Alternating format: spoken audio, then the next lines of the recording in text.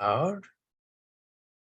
All right. So this is a talk Sorry on, about that. no, Sorry that's about right. that. Well, we're recording, so let me introduce the subject. Um, uh, let me, yeah, hello, folks. This is a talk in the Bioregional Regeneration Summit meeting on the transformation of natural systems called natural growth, the natural growth path.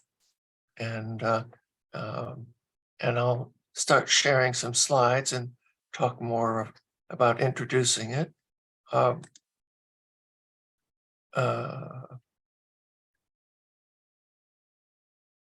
Where to go?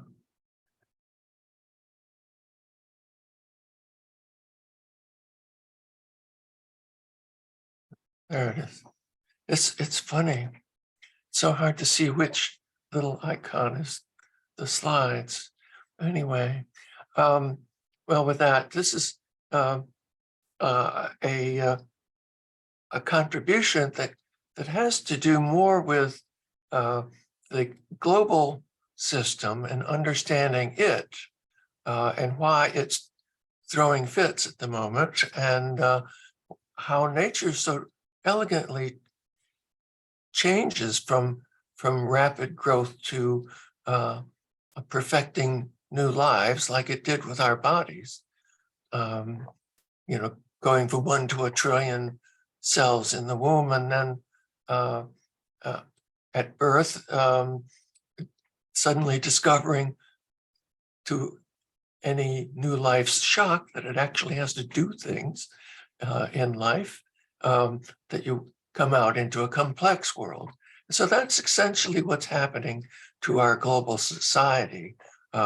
We focused on growth forever and found out that growth is a plan to change plans, because it upsets its own process, if nothing else. Most growth systems, like for our bodies or other organisms, have a internal plan that expects a change in plans and is prepared for it. We haven't been, so that's really the problem. Yeah, my site is at the bottom of this slide, synapse9.com signals, and you can find my writing and short essays and links to various things, to my YouTube channel and so on that first page of that. And my general email for conversation is sy at synapse9.com, the same site, sy. And so the key to this is that it's not just nature that creates elegantly beautiful designs after a growth process. People do it all the time. And that's what we really can learn from first, before we then dive into understanding how nature does it. So this is about possibilities for transformation, learning how natural systems, and we often do it so successfully, and then hoping that learning will help us apply it elsewhere. We do it at home, and it's our focus at work to start something up and then get it to work. And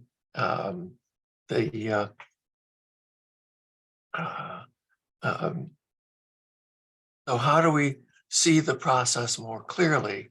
Well, we go through the timeline.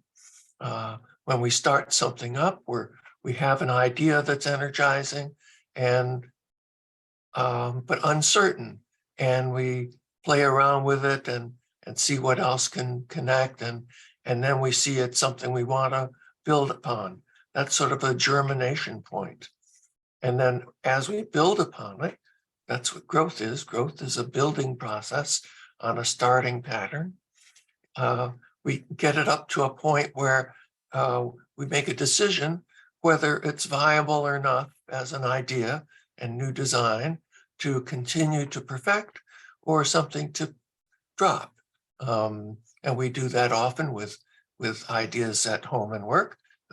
Think of things to do, a new travel plan or a holiday plan or dinner plan, and then decide, oh no, something's wrong. We can't put this together.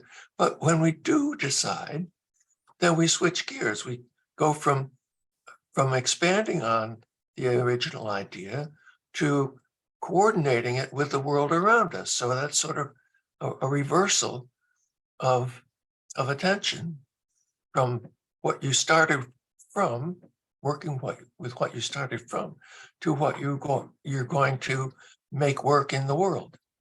And it certainly helps to see that if you're immersed in the context. So in a family situation, everybody has a one-to-one relationship with everybody else, and you can see the context very clearly. They're the live relationships that you're constantly in touch with.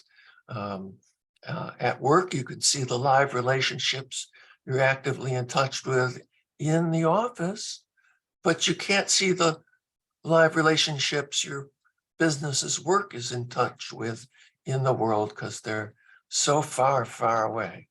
And so this symbolizes that. Two networks, one shown with its internal hives, each node here symbolizing a family or a village or a town, an ecology, something with an active one-to-one hive of relationships. And yeah,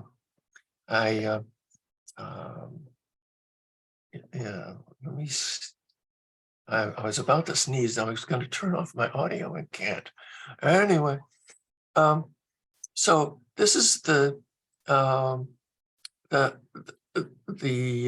relationship we find ourselves in. That in many places we have wonderful contact with the relationships we're involved in and affecting and affected by, and in other places they're very distant, and that is then amplified by where we have distant relationships.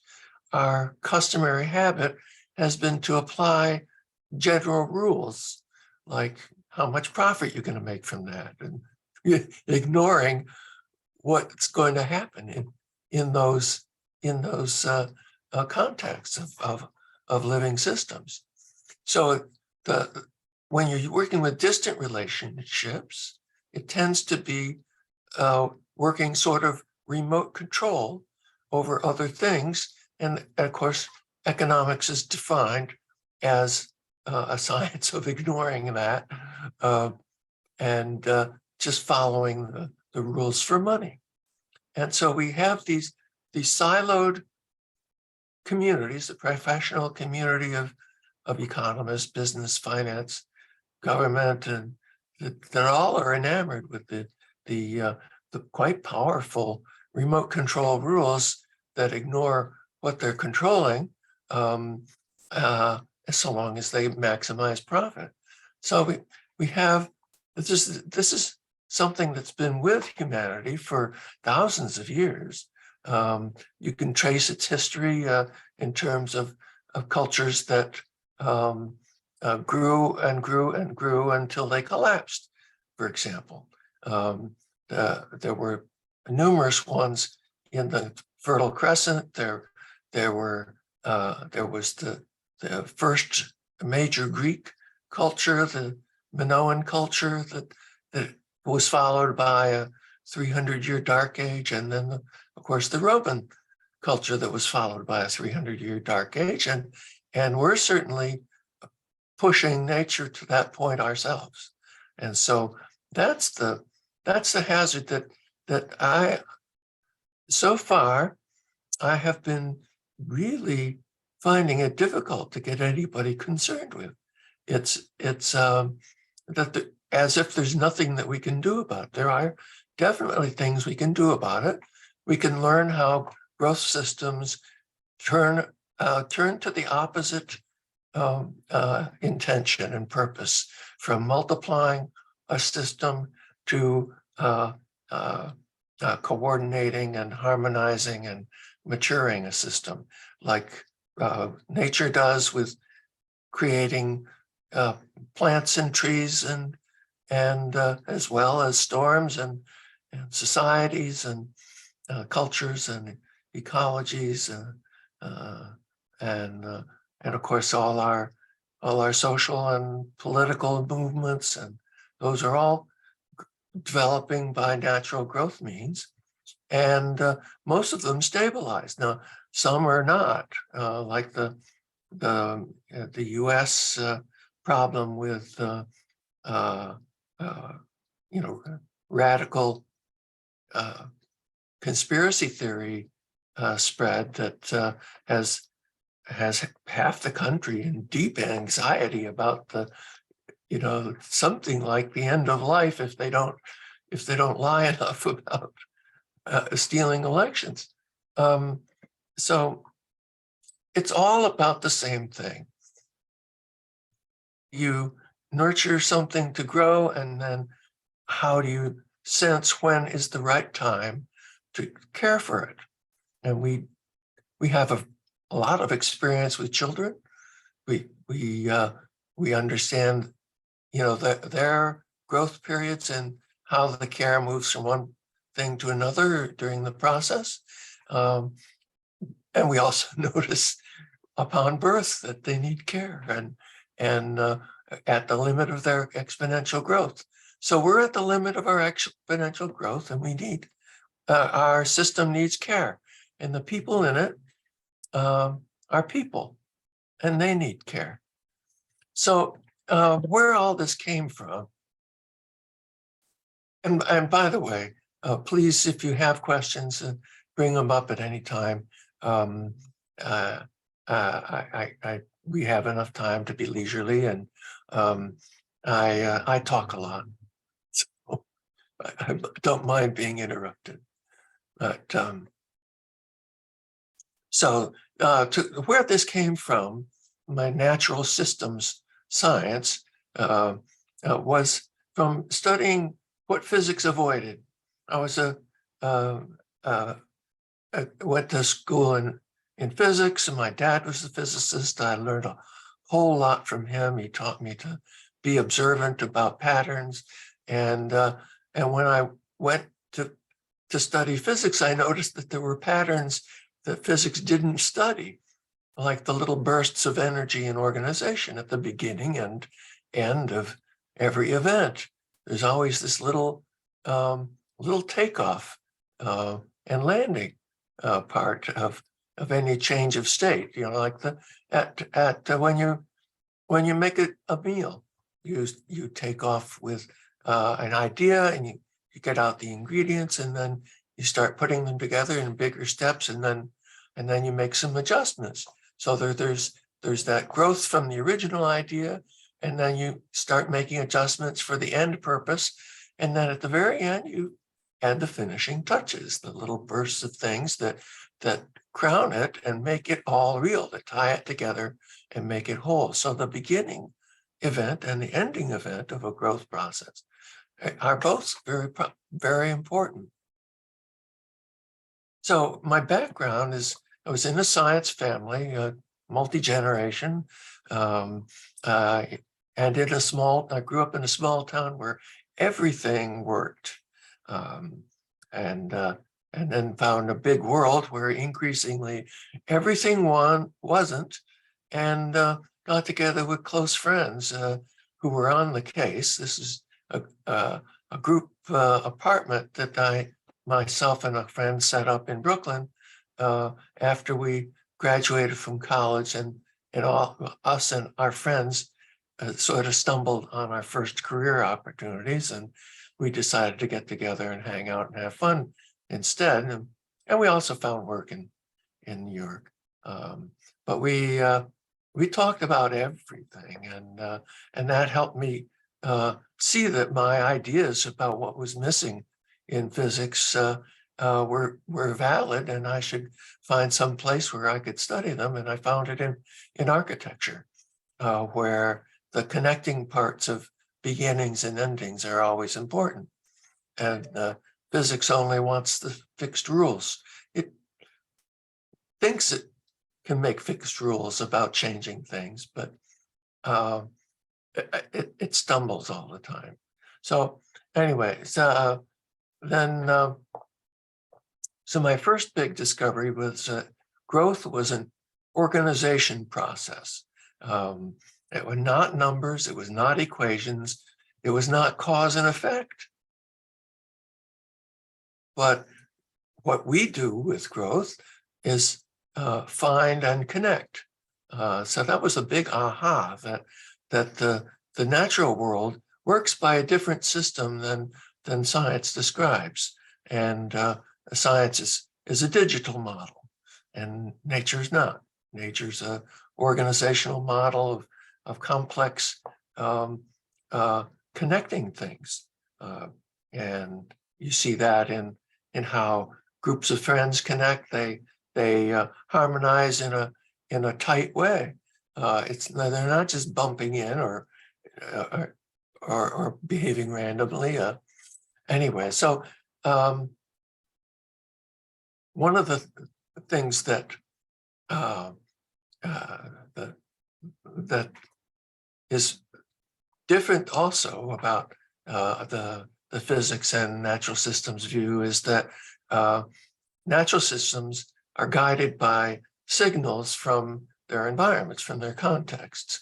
That you when you start giving a speech in an audience, if you hear a rustle of some kind that signals that you ought to change subjects and go on, well, then if you're attentive, you do.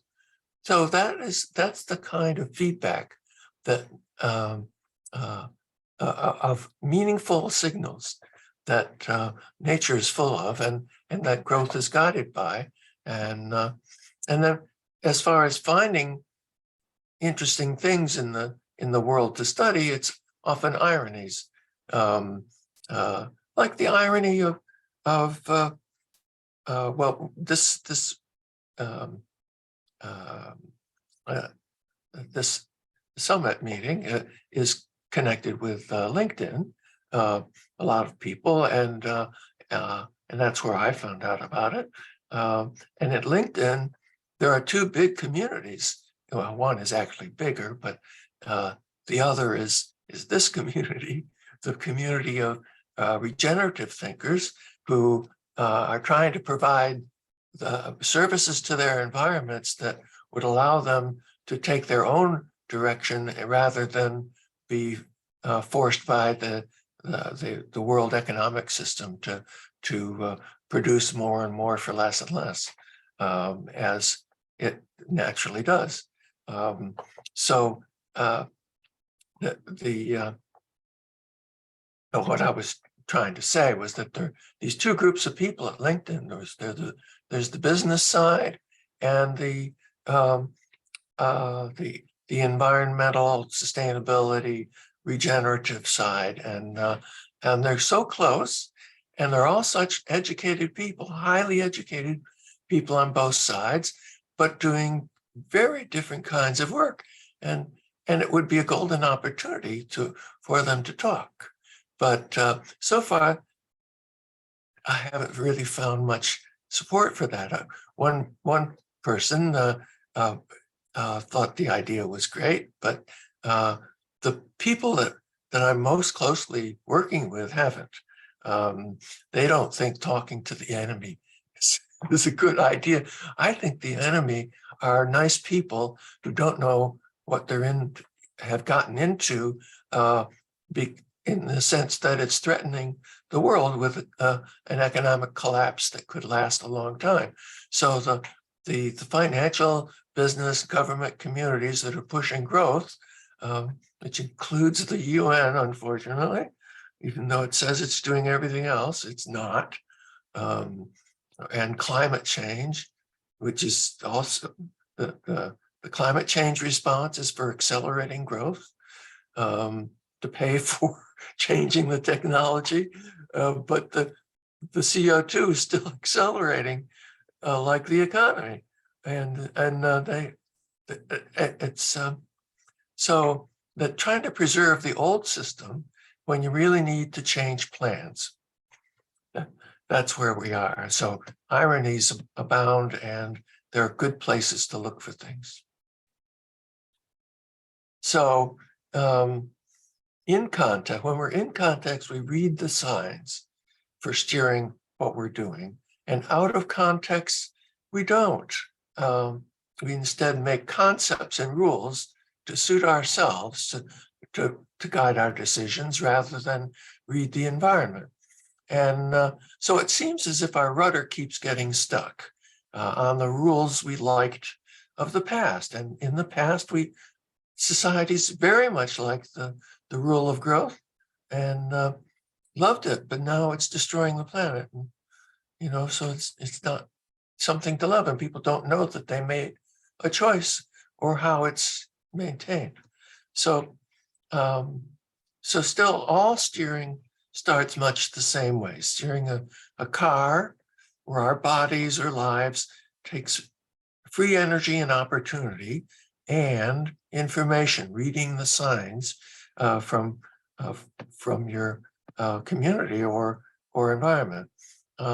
Normally, we read the context and stay on track pretty easily with our work. If you're in the neighborhood or at home, in a meeting like this or others, we listen for and read the signs. They're usually sometimes they're very hidden, of course, and then you have to respond in a agile way when you find out about them, unless you're blind to the whole thing. And some people become so devoted to their conceptual worlds, like some of the professionals that peak of the profession people are so fixated on their professional way of looking at things that they become blind to the natural relationships. And so there's a need to have a way to help those people and care for them, because they are steering our ship in large part, and we need to help them survive and steer the ship differently. So in the economy, it takes free energy, opportunity, and reading the signs. And the free energy is in the economy is the profits of the economy, the money that is not committed to anything else.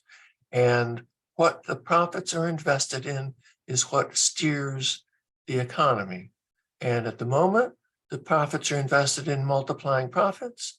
And in the future, if we survive, they will have been turned to caring for the system that we created, at least the parts of it that we like. At the moment, we have what amounts to a never steer rule in society. Never question the basic premise of using our power to multiply our power, even though it's very obvious from history that fails dramatically in almost every case where someone gets stuck on it. That's, of course, the Faustian bargain. So how does it work in nature? Well, you can see various things. There's some symbolic diagrams of homes. These are homes from the pre-Greek world, where the Greek home life culture developed, a 2,000-year Bronze Age culture that was stable in the Aegean and near areas, and also on Crete to some degree. And that was the source of Greek culture and architecture and so forth, to have these big wide rooms with a central hearth. That's the central image is more like that. And although there's a little fiction in this diagram, the big windows, the big picture windows on either side of the central hearth are not there in primitive houses at all. They don't have those. But anyway, all of these other things also grow by growth. A home begins with an idea, and then a plan and some help, and starting something and finding out what'll work, and then perfecting it in the same way that a city or a snowflake or people or a tree or even a storm develop. And it's all goes, at least in terms of energy terms, according to something like this curve, where the A curve is the rapidly accelerating acceleration, the building process that takes off and multiplies, like but it's a building process of organization.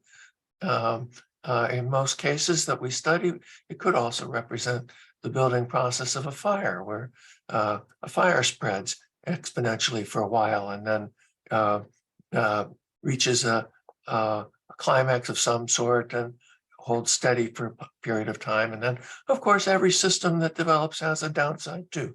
I'm just more interested in helping people understand the upside, because that's what our problem is with, is the upside. And we love the upside too. So we have a lot of understanding of the upside of growth in how our lives are lived that we could apply to the upside of growth in how our world is evolving. And that's what I hope happens from spreading this knowledge. And let's see.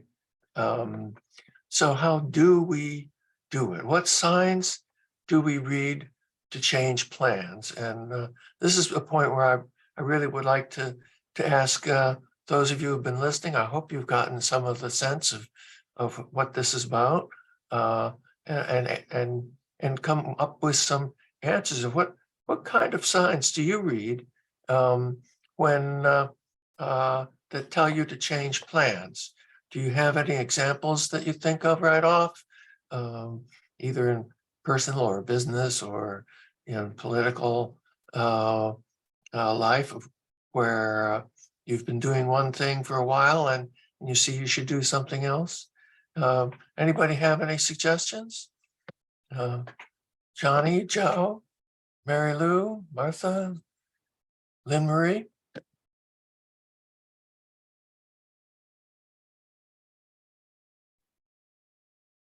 Not sure if this applies, but you will probably figure out for me how it does.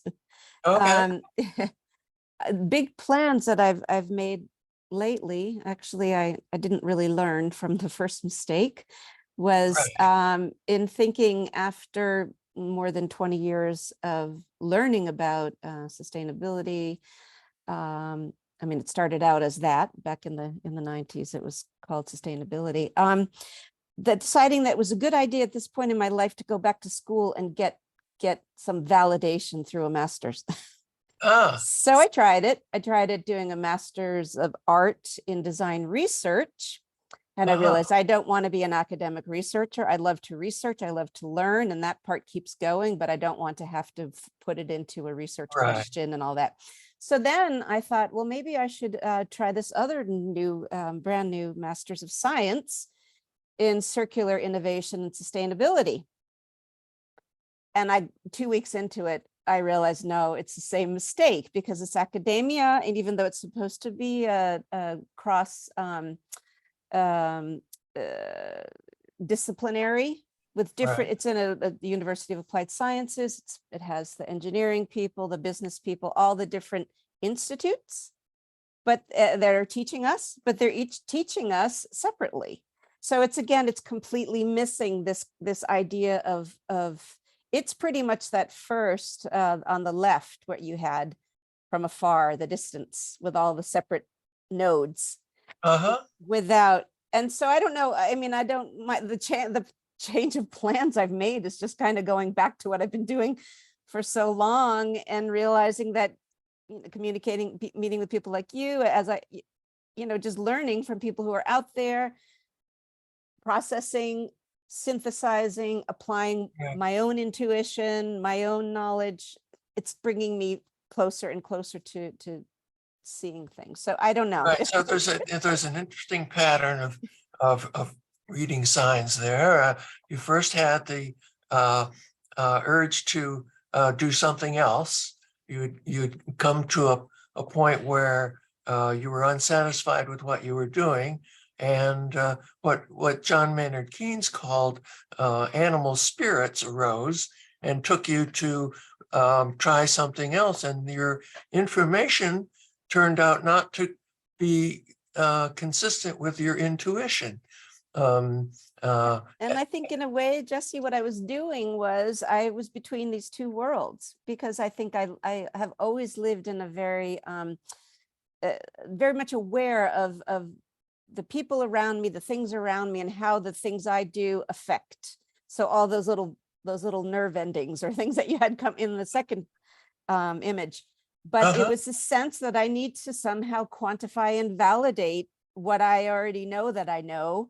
Right. So it's stepping into the world of, well, then maybe I could market, I could monetize my knowledge. And so it's going between the two worlds. I think that's what it came Right. to. Well, searching for a new world. I had a similar challenge in going from physics and math, were my initial concentrations, to architecture. I'd never thought of architecture, and it turned out to be absolutely perfect for what my intuition was, that I was studying how things emerged by bursts of intuition and then had to be refined with long periods of correction and connection. Yeah. But those intuitions, those little hello there, you've got to change things. I can see several in your story, and those are what I think the people managing the world economy need to have. They need to have the little intuitions that, oh, maybe this is having some negative effect. Maybe all these things we called externalities are internalities. Boy, wouldn't that be something? And then, well, maybe we better take care of our primary resource. Wouldn't that be something? That would be a shock. I have lots of thoughts on that, but I see that Johnny turned on his camera, so I will, Yes. in case you want to say something, I'll Yes, come back. right. Well, we've been talking. Anyway, Johnny, what's up? So my example is after like 20 years, something similar but slightly different from what Martha just mentioned. After around 20 years of management consulting, earlier this year, I decided, yeah, this is not probably giving me the satisfaction of what I want and the impact that I can make with the knowledge that I have. Right? So the personal satisfaction and the impact, those were the triggers that kind of founded my change plans. Without clear future plans, I moved on into and stumbled upon biomimicry as a practice. And that changed my entire perspective. And I'm so glad I did it. So that was a trigger for my change. And I have an engineering, I'm an engineer by training and a business education. And I realized so much of my knowledge and skills were not being kind of steered towards the right problems. Right? So that's my a little bit around how I read change of plans, but then there's still many signals that are still there out there, right? So I've not reached the destination, but at least I know the direction to take for myself. So what do you Lynn Marie or Mary Lou, do you have comments on the kind of signals that you notice either at home or in your life or wherever? No? let's see that, or yeah, or Zhao. Guess not. Well, I guess the question then is, what are we seeing other people miss? What signals do we see other people missing that we might miss, but we might hesitate in mentioning, perhaps? Like Martha? So I was thinking about when you're talking about context, and I came in a couple minutes late because I had trouble finding my way to the island, paddling out to the island room. But Right. so what I'm thinking, and this might not be what you meant by context, but I'm thinking about how context can be different for, so that if you're in a conventional business environment and you have your responsibilities and it's very much based on consistent economic growth and profits and all of that, then in your context, that person is reading all of the signs of that context, Right. as opposed to a broader context. And that's what I very much experienced working as a designer in the fashion industry in New York, and thinking, Oh, I can change from within. But uh-huh. there wasn't much luck with that, because the context I was seeing when, for example, we would change the allocation for a huge program of production from one country to another, Uh-huh. that meant to me, okay, what is everything about that country? Like, who are the people and what are their traditions? And do they have a tradition in, for example, making merino knitwear in some island nation, Right. and just I wanted to learn about the people, and so for me the context was much broader than probably most of the people I was working with, where they were Right. thinking about what are the labor costs and et cetera, all those numbers. So I was thinking about how context, sort of like perception is reality, like context Right. is subjective, and I don't know if that, and then it makes it very easy to have externalize all these costs because they're not even in their frame of reference. Exactly. Well, that's the kind of structure. I don't see it as a voluntary thing. I see it as a structure of knowledge that develops in a community, and our cultures actually are the origin of our belief systems and our they give us our understanding of reality and a guide to our ways of life, and they're very powerful. They're invisible generally. We just automatically respond to the way we think, but how we think develops from absorbing a culture, and we do that in the first years of life usually, and of course we can experience other cultures, but we usually remain rooted in our original one. But the business cultures become very fixated on their own way of thinking. I'm a systems scientist, and in the systems science community, I'm a bit of an outcast. And oh, hello, Oliver and Arlene. Welcome. We're talking about the kind of signs that we read in making decisions, in making and making change as we develop a project, or as we develop something we're writing, or something we're cooking, or a new relationship, or anything else. All these kinds of creative tasks start with some inspiration, either from nature, finding some new combination of things, and some new set of relationships growing, or ourselves being inspired in our minds with something and getting excited and putting our energy into it.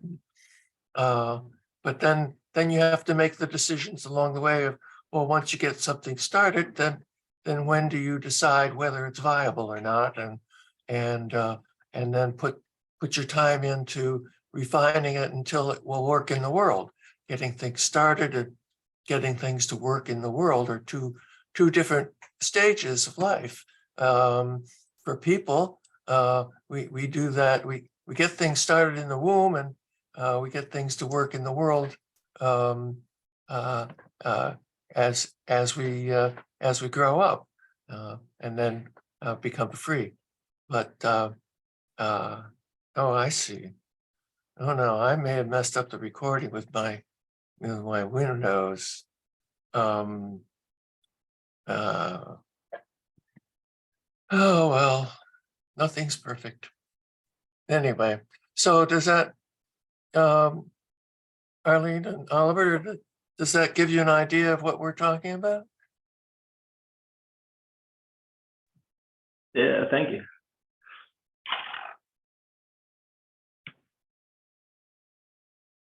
Oh, okay. Well, anyway, so it's learning from your own experience of having a slight sense of something being interesting, and then a minute later going back to it because it might be really interesting. That kind of sign from our environment as we go through the day that steers our choices and lets us proceed on our course. So this is a diagram of in more detail of the growth process that is sort of universal. It might take many different shapes and have many different ups and downs, but it's in the end going to get from one point to another point and hold. So it's a change, what you'd call a change of state, something becoming organized. And organization starts from a germination of some kind. For human lives, it's the germination of a cell, and for plants similarly, and for conversations, it's some idea that germinates, and then the process grows exponentially, like our economy is designed to grow forever, but then comes to a decision point where there's a big change in plans, that growth is inherently a plan to change plans, because growth itself is a multiplying of rates of change and reorganization, internal and external, and would cause its own collapse if it continued. So there's a change of plans to what? Well, using the resources that growth developed to then coordinate the system with the future that it's going to need to prepare for.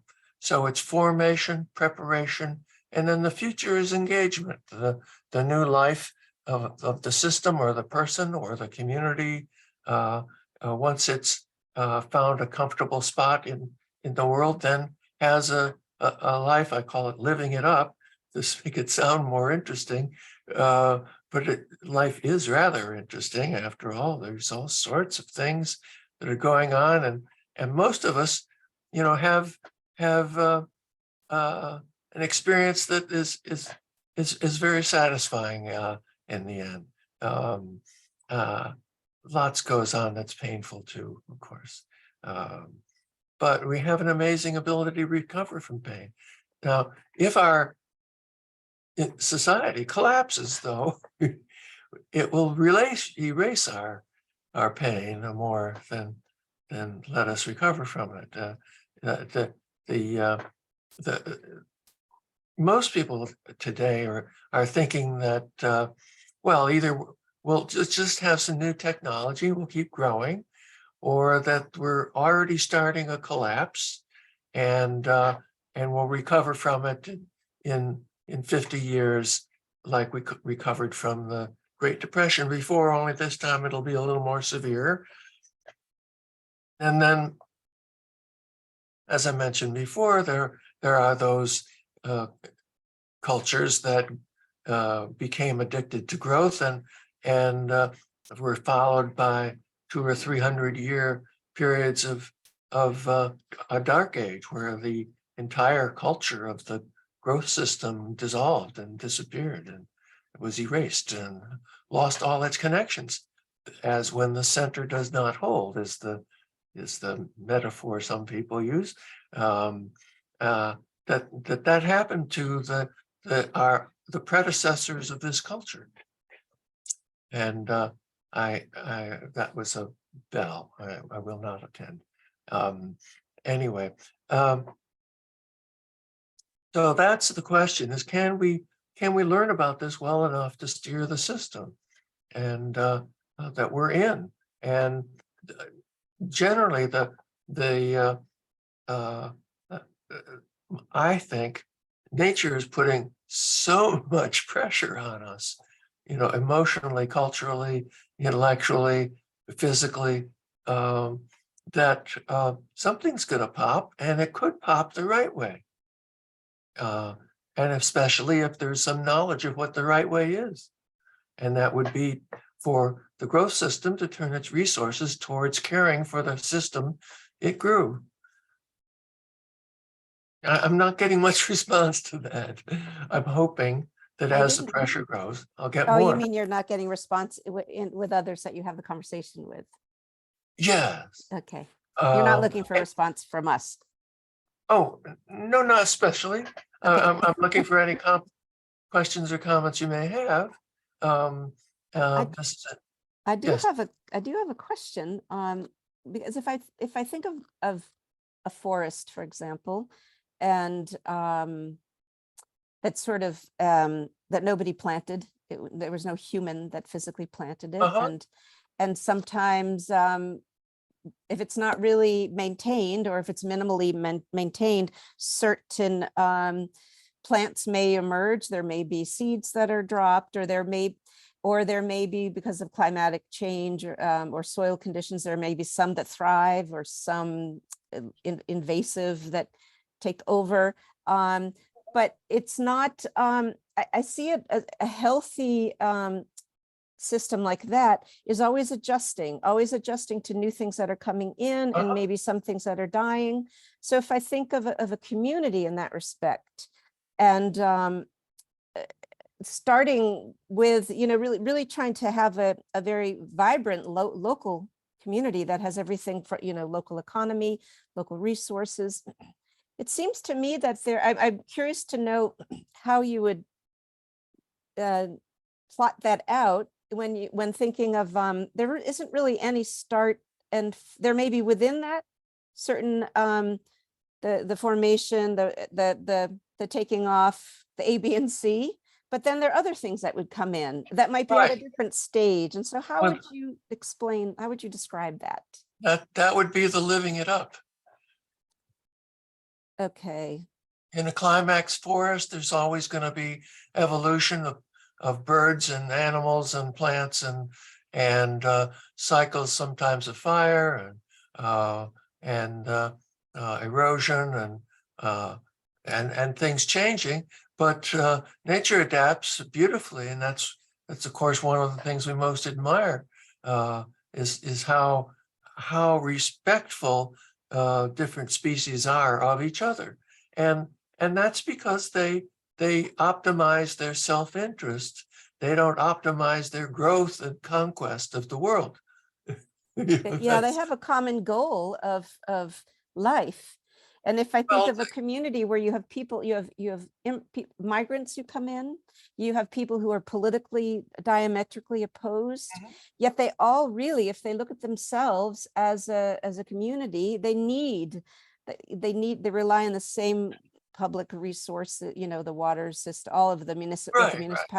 So how can we learn from nature in order to see that it's not about my views versus your views, but it's about the health of the whole system?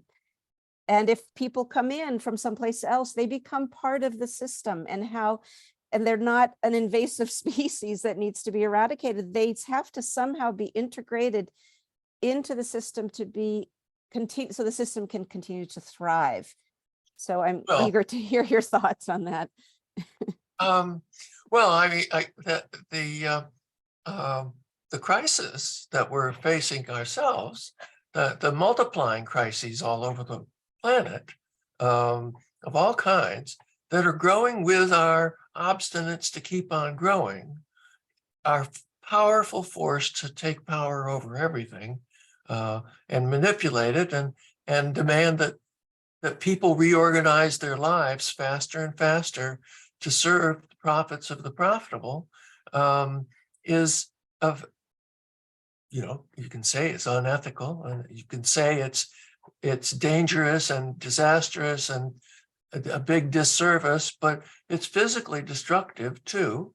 And so those physical destructions are threats to somebody. And so people have to respond to the threats. Like the most of the migrant crisis, to me, I have a picture here of it. This is the data on the migrant crisis, refugee crisis, that it's growing.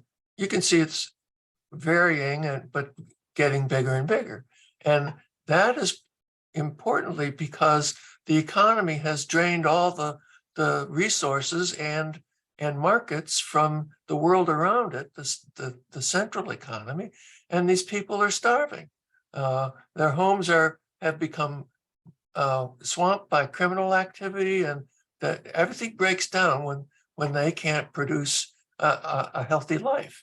So then they say, well, let's go over to the one of the rich places where they're sucking up the resources from the planet. Let's, because that's the only way we can find a life for ourselves. And so the problems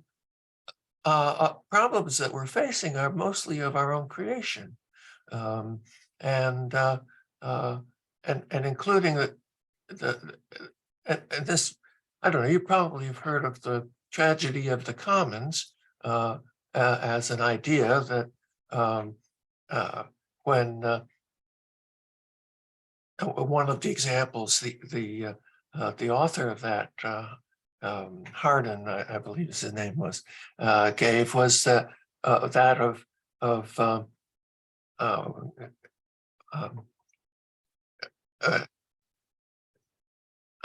competing defenses, that if you erect defenses to your neighbor, it seems like to your neighbor that you're going to attack, and so they erect defenses, and then you erect more, and that's where the crisis in Ukraine came from. That even though the West really should have said, look, Russia, we're no threat to you at all. We never said that. Even though it was clearly our intent to simply be defensive. Russia, Putin in particular, of course, saw an opportunity to call it an attack, that we were creating defenses against them, even though they were a threat to us. We felt. So it just went back and forth like tennis, and now we have the worst of all possible situations with millions of people deprived of municipal services for a winter. What do you do with that? I mean, it's just horrible. So this is negligence of the signals, negligence of the growth signals. And so people should learn to read nature. And of course, the problem that the main interference with it, our ancient languages are full of signals about nature. It's modern science that isn't. Science treats everything as mathematical, and not informational in that way, but simplified to a point of a rule, whereas nature is about fitting things and connecting and finding places. So So that was one of the extra slides. This is the concluding slide, and it's now 12:02, and I probably should. Let me stop sharing, say hello to everybody, and let me find the recording. Where's the? Oh, no. Okay. Oh, here. Stop the recording. Thank you very much. It looks like it's recording.